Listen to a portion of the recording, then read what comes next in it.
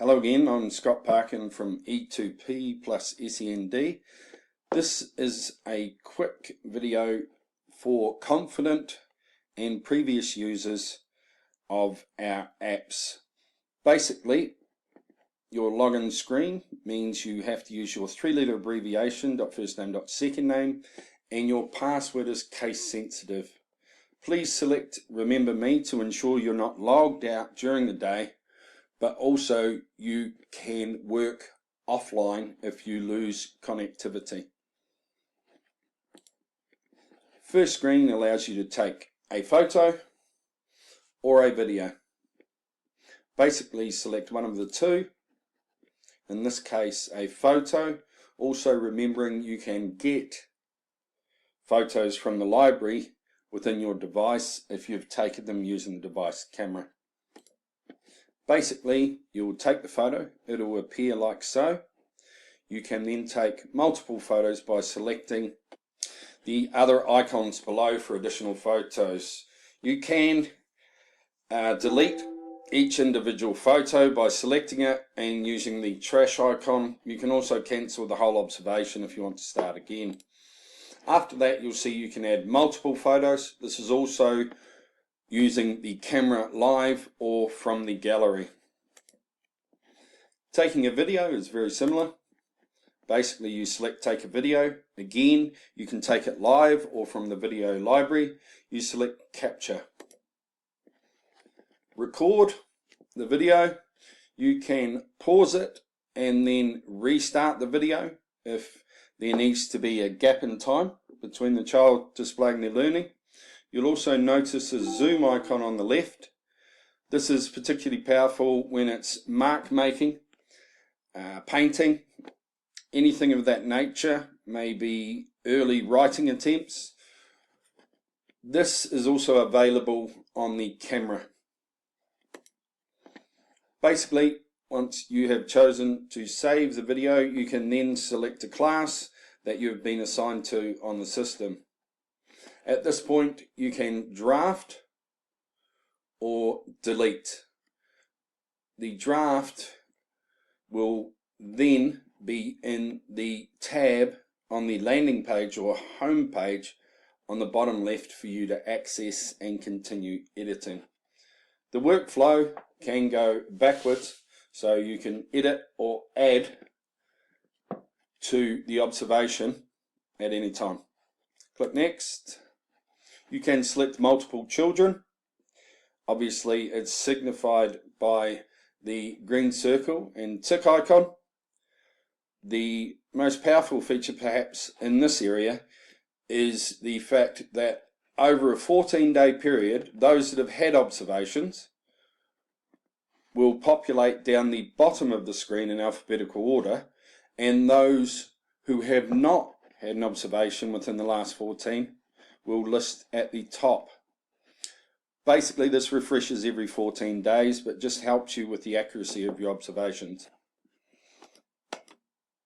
In addition to recording that information using voice technology or the keyboard, you can then choose what type of observation, short, long, label, or assessment task. Now, short and long observations, you'll know. Label basically means you might capture a video of something like a school performance, and then you can detail it yourself for parents when it gets onto the website for further editing. Assessment task is perhaps more appropriate for the primary curriculum, and it is exactly that, an observation of an assessment task initiated by child or teacher. This will allow us to give you a good breakdown of the percentages of child and teacher initiated amongst the total observations. Okay, if we select early, you notice we can upload at this point because we have enough information to do so, or we can select Next. Characteristics, you just select one of the green bars relating to engagement, motivation, or thinking. You can multiple select. You can deselect. If I then click the green bar, that will reduce back to the three main menus, and I can go into other characteristics if I desire. Next will then take you to the aspects. Again, you select the aspect you want. You can multiple tag. You can tag across ages and stages, which is particularly relevant for children as they won't learn in a block. They will start to evidence things at a higher age and stage. Okay, moving on. Again, this process is the same for primary. However, when you select primary and next, you then go into the primary curriculum. You can choose a subject. Within that, there may be a sub area, and in line with the curriculum, you've got year group expectations. Again, you select the bar relevant to the year group you decide, and the outcome statements are there. You can multiple select and then reduce the subject and look at others if it's appropriate. Again, upload at any point, delete, draft, or go back in the workflow to edit or add to previous work. Again, SEND, same process up to this point, and then into the SEND curriculum. In this case, English and English listening. You'll see the P scales are listed. It's worth noting that this SEND package and the outcomes, progress steps, is designed to be used also within the early years, and the visual that we have on the main website will give you very loose or approximate correlations between the P scales and the ages and stages, but also onto entry into the primary curriculum. We have significantly enriched the outcome statements and as such the possible progress steps within each P scale. In this case, English listening, P11. Again, tag the outcome statements. You can also look at the next P scale. You can reduce the menu and look at other subjects and sub areas if it's a richer observation. Right, moving on to notifications. Oops, invalid username or password is exactly that.